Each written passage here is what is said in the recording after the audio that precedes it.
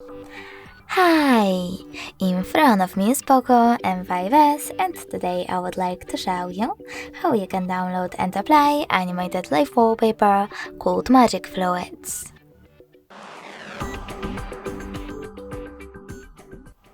Firstly, go into Play Store and click on the search bar.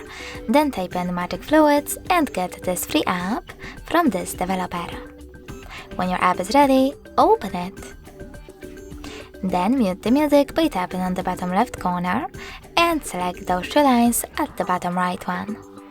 Now hit Settings, tap on I accept and adjust all of those wallpaper settings however you wish to. You can see a preview above. Now click on the top right corner and bottom right one. Then select Set as Live Wallpaper, click on Set Wallpaper and pick one of those options, in my case home screen. Now when I swipe up from the bottom of my screen and click on Home button, as you can see my wallpaper was successfully applied. Thanks so much for watching. If you enjoyed this video, leave a like, comment and subscribe. Bye!